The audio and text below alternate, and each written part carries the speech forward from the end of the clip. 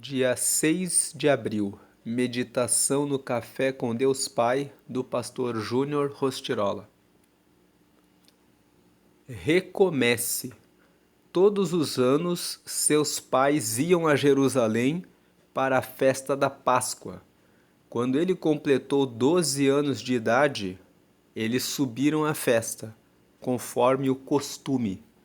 Terminada a festa, voltando seus pais para casa, o menino Jesus ficou em Jerusalém, sem que eles percebessem. Lucas capítulo 2, versículos 41 ao 43. É muito interessante observar o contexto no qual essa passagem ocorre. Maria e José perderam Jesus durante a festa da Páscoa. Como é fácil esquecer Jesus quando tudo vai muito bem.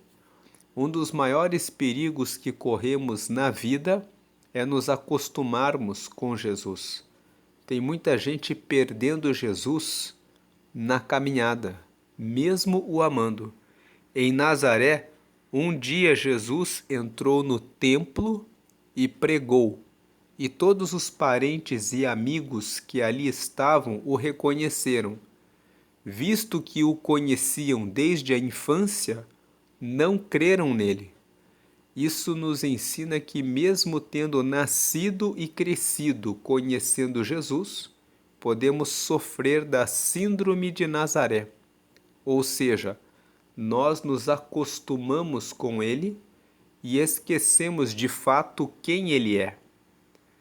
Quando retornei da igreja que pastoreava em Presidente Prudente, em São Paulo, para Itajaí, julgava que o meu ministério pastoral tivesse se encerrado, justamente por essa palavra, de que o profeta não possui honra em sua própria terra, mas Deus agiu em meu favor e age em seu favor também. Não fique paralisado pelo medo ou pelas palavras contrárias. Avance em direção ao que Deus tem para realizar na sua jornada. Se você se esqueceu de Jesus na caminhada, chame-o para realinhar o seu trajeto. Caso você esteja atemorizado por causa das palavras contrárias que as pessoas proferiram, escolha ouvir o que Jesus fala a seu respeito. Ele perguntou: por que vocês estavam me procurando?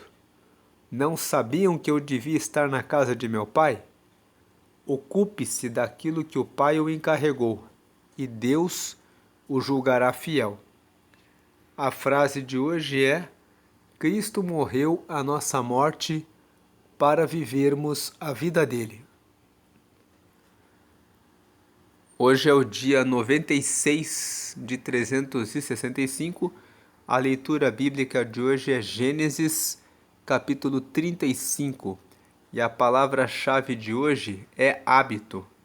Então nós lemos aqui que o pastor Júnior Rostirola colocou como título da mensagem de hoje sobre o recomeço, dando aqui uma chamada para nós, dizendo para nós assim: recomece. Recomece o quê? Recomece a se relacionar com Deus. Comece mais uma vez a orar. Comece mais uma vez a ter amor, em ter amizade, em ter a companhia de Deus. Porque muitas vezes nós ficamos presos no botão automático. Nós acordamos, fazemos todas as nossas coisas, muitas vezes dizemos: Deus, obrigado por esse dia, obrigado pelo alimento, obrigado pelo trabalho, obrigado pela escola, obrigado pela faculdade. E vamos seguindo a nossa vida, sem prestar atenção ao que Deus quer de nós, aos novos caminhos que Ele tem para nós. Então, o que o pastor Júnior Rostirola quis colocar aqui é que a mãe e a família de Jesus estavam tão acostumados com Jesus que quando eles foram para a festa da Páscoa em Jerusalém, acabaram se esquecendo dele. Tudo estava indo bem, eles estavam numa festa e eles esqueceram de Jesus. Não esqueça de Jesus quando tudo estiver bem na sua vida. Procure manter os seus olhos em Jesus, perguntando a Ele qual o próximo passo. Que isso seja um hábito na sua vida. Ele colocou a palavra-chave de hoje como hábito.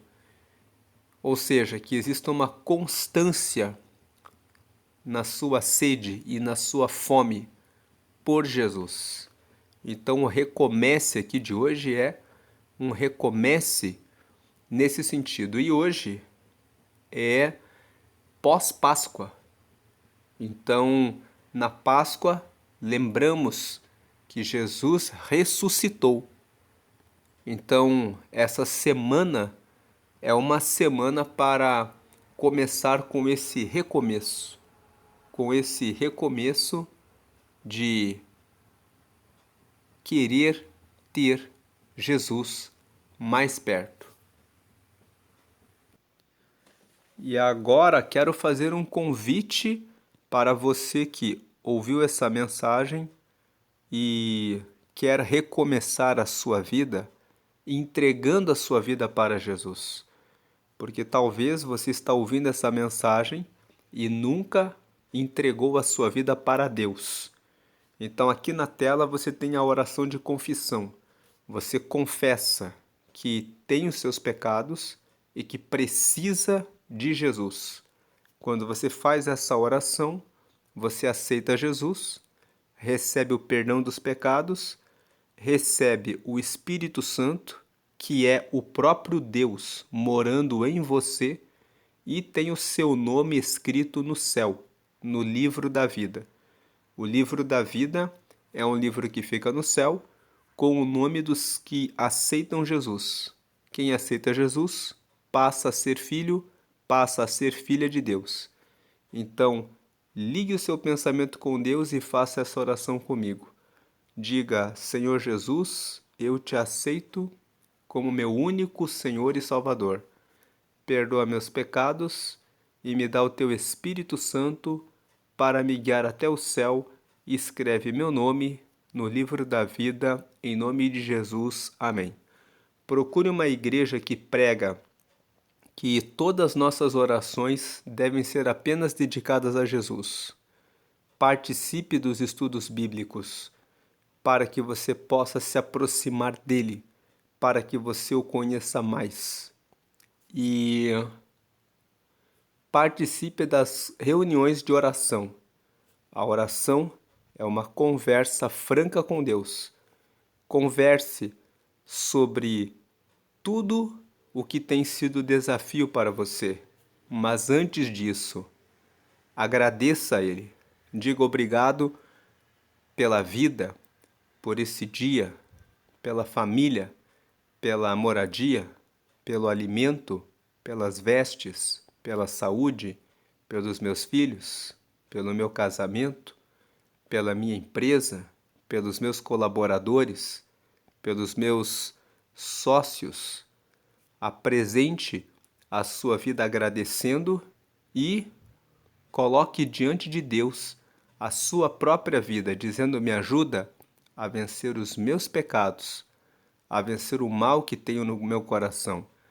Se você percebe que precisa melhorar em alguma coisa, diga: Deus, me ajuda na minha irritação, na minha ansiedade, na minha impaciência, na cobiça que tenho muitas vezes, nas palavras negativas que digo, nas ofensas que cometo contra o próximo, na minha impaciência no trânsito.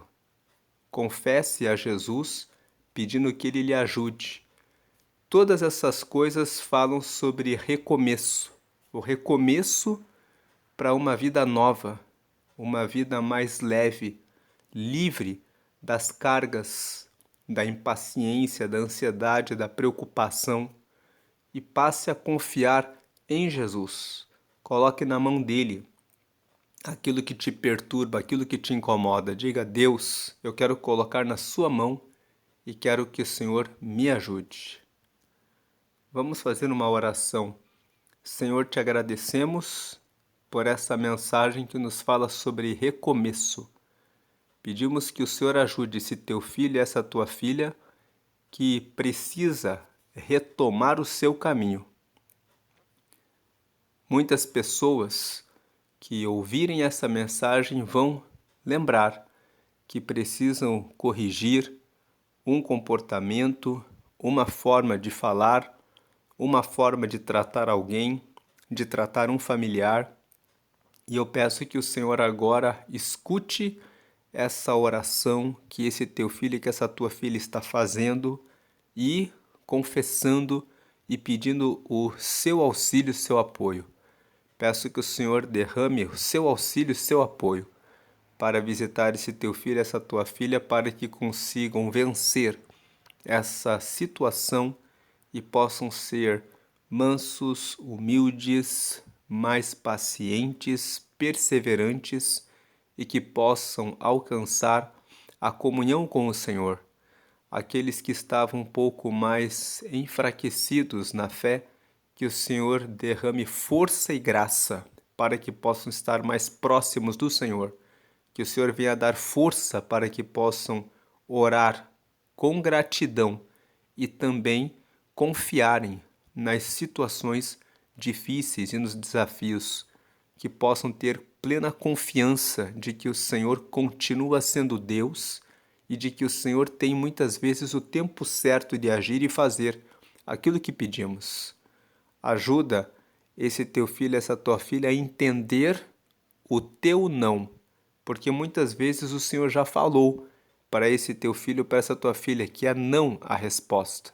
E muitas vezes nós temos dificuldades em aceitar o não de Deus, porque queremos demais uma coisa e esquecemos que a tua vontade é boa, perfeita e agradável.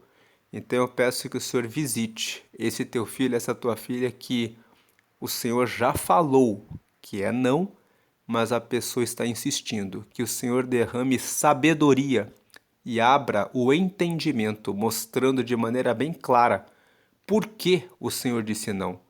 Eu sei que o Senhor não tem que dizer para nós o porquê, mas nós, como filhos obedientes, é que devemos entender que a tua palavra final sempre é melhor para nós. Mas quando o Senhor responde dizendo: Filho, filha, preste atenção nisso, e o Senhor nos abre o entendimento, tudo fica mais fácil de entender e de aceitar. Então eu peço como intercessão que o Senhor visite esse teu filho, essa tua filha, fazendo essa bondade de mostrar o caminho com clareza para que esse teu filho, essa tua filha aceite a tua vontade e prossiga colocando a vida no posicionamento que o Senhor quer. Que haja uma retomada e um recomeço de compreender que o Senhor é que lidera e governa muito melhor a nossa vida do que nós mesmos, porque o Senhor é aquele que sabe o que é melhor para cada um de nós. Assim oramos e agradecemos. Amém. Agora vamos fazer a leitura bíblica de hoje, que é Gênesis capítulo 35. Depois disse Deus a Jacó: Levanta-te, sobe a Betel e habita ali.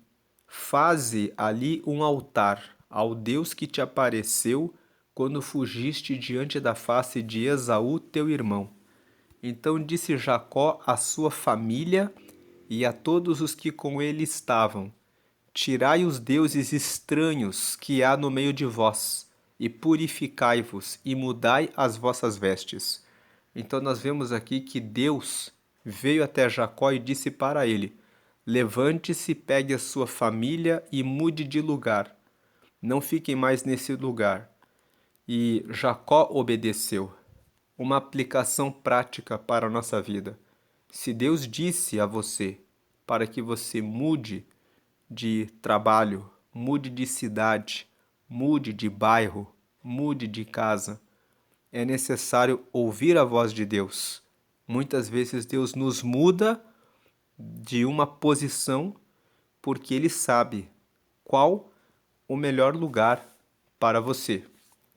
Então Jacó obedeceu, pegou a sua família para sair daquele lugar, mas Jacó fez mais uma coisa que nós lemos no versículo 2. Ele disse o quê? Então disse Jacó à sua família e a todos os que com ele estavam: Tirai os deuses estranhos que há no meio de vós, e purificai-vos e mudai as vossas vestes.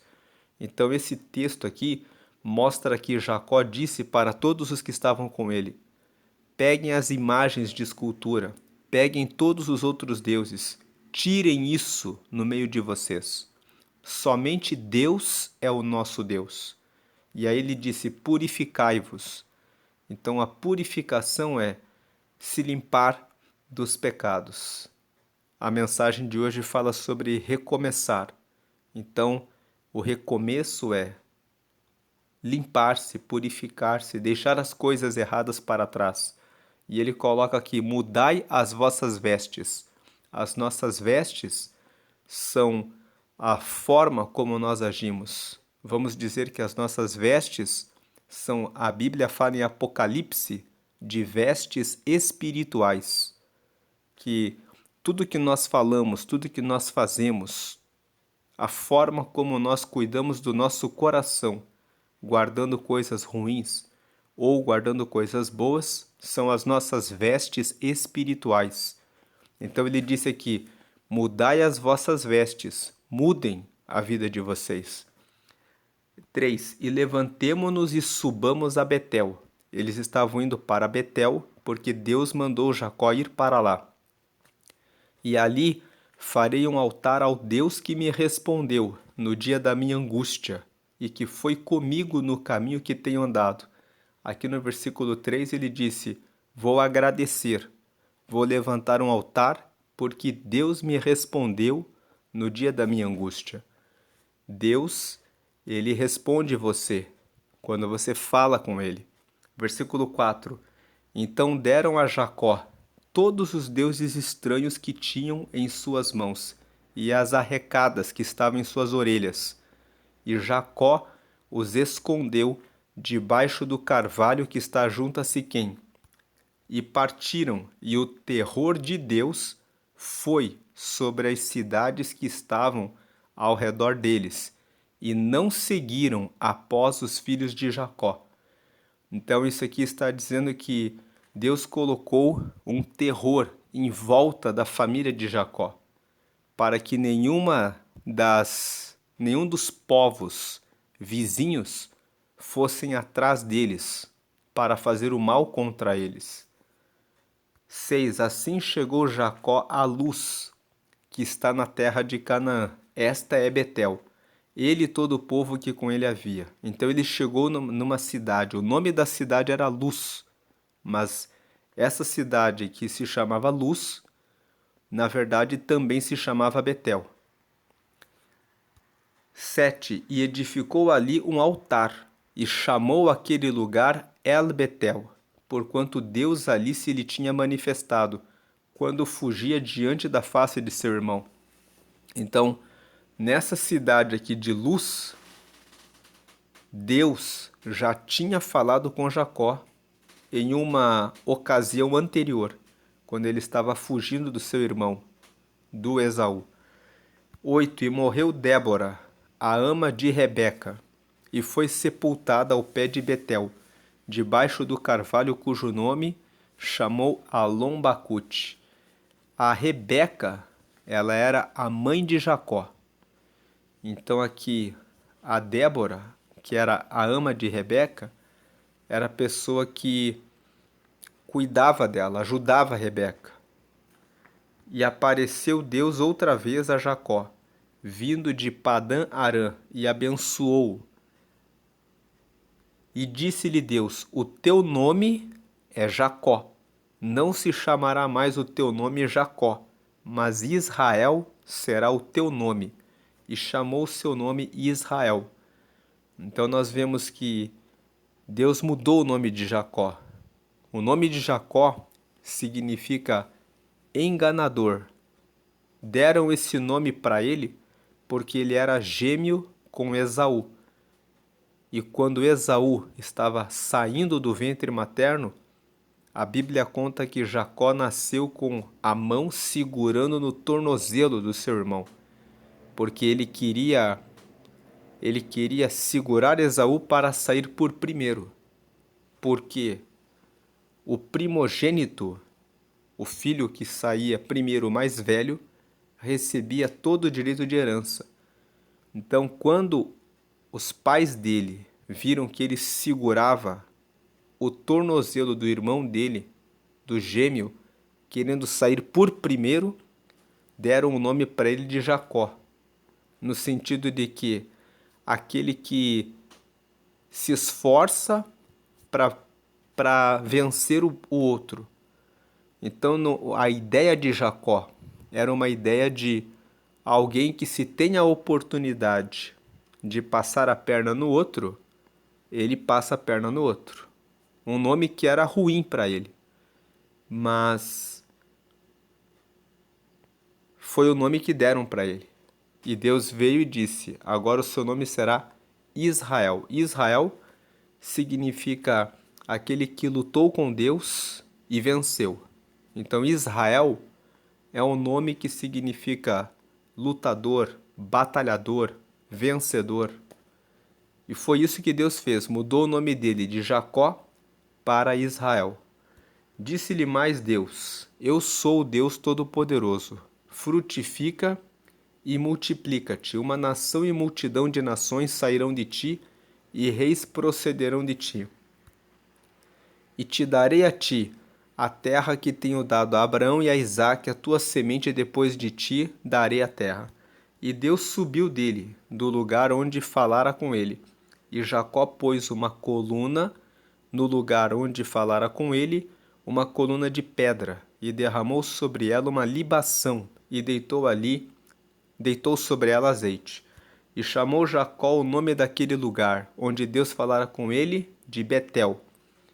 Então foi Jacó que deu o nome para aquela cidade que se chamava Luz, de Betel.